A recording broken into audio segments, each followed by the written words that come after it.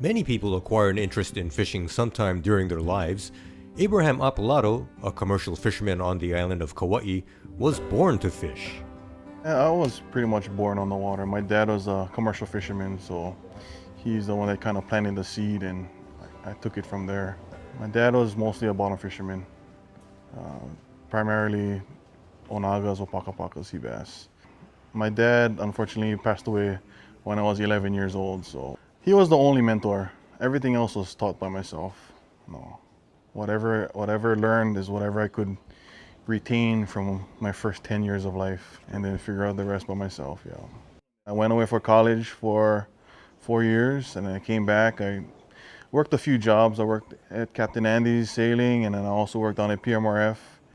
The 9 to 5 job wasn't for me, to put it in a nice way. So I was real fortunate to get an opportunity to run a boat, and I've been doing it now full time for 6 years now. One of my uncles let me run his boat, and started, from there I started just running it, and then I eventually worked my way to set up like a loan basically through him, and now I'm paying off the boat to make it my own. Yeah, I like the challenge. I like the fact that it's tough.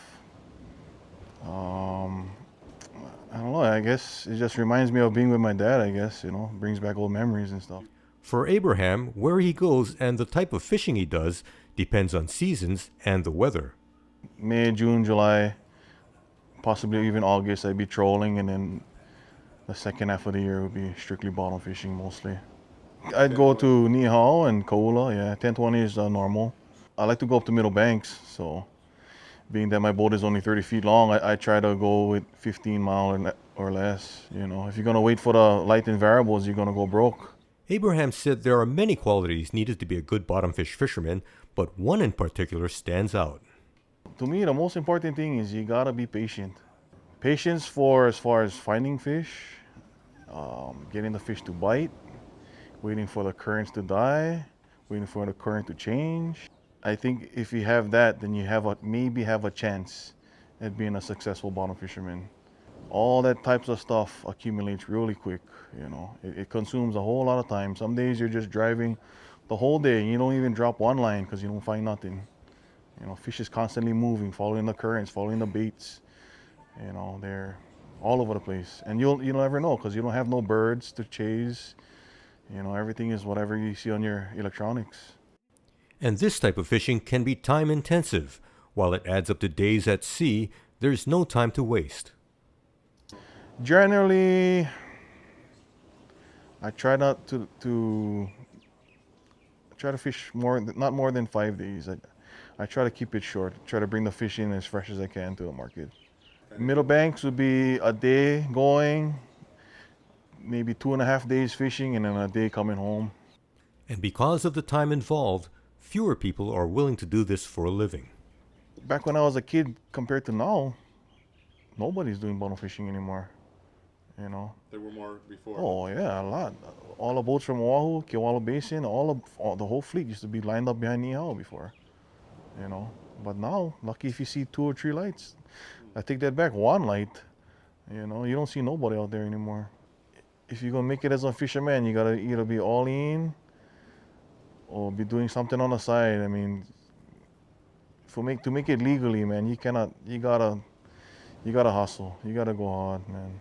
While there are officially 7 species being managed in Hawaii's bottomfish fishery, Abraham is primarily interested in just 2 of them. Majority onaga. Because I notice if I target, I'll go for paka too, but they gotta be in a certain depth. They gotta be deeper than 90 fathoms. I try to be consistent, all year round. I try to see if I can target, like New Year's and Christmas would be like the ehus and onaga.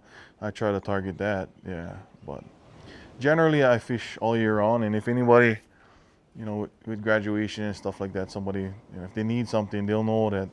Well, I try to tell them that, hey, if you guys need something, just give me a call the week of, because if you tell me months in advance, I'm not gonna ever remember. Yeah. Abraham says he takes certain measures to conserve the resource so he can continue to fish successfully. I try to not fish the same spot over and over. I try to look for more spots. I try to, regulate how much fish I catch in each area. I also use bigger hooks. Lift the line off the bottom. All the babies live on the bottom. You want to catch the big boys, pull it off the bottom a little bit. Yeah. Attempts over the years to manage the fisheries by closing areas have not been effective, and Abraham feels that they've only hurt Hawaii's fishermen. I don't, in my opinion, I think by having these berthas here, it only gonna hurt the fishing, because now you corralling the fishermen to fish only in these certain areas, and the areas that they close is, predominantly like better fishing grounds, better known grounds, and the resources and everything is plentiful over there. Now they're gonna try and, I don't know, put them other places, I guess. I mean, I don't know, I see where they're going with that, but fish not gonna stay the same place. They don't know open and closed zones. They don't know gates or nets out there for keep them in the area. I went to the meetings at the state capitol with Bill Isla guys, and it seems like whoever get the bigger dollar gonna get what they like. It's sad to say it, but that's what it looks like to me. They don't care about who like that guy, that Presley guy. I don't mean to drop names, but he thought he was doing such a good thing until they have been modified a thing. And his Nihoa is not protected by it 400 miles now. He in the same boat as us. I don't know. I never thought I'd see fishing being this hard to fish due to people trying to stop it versus the fisherman itself.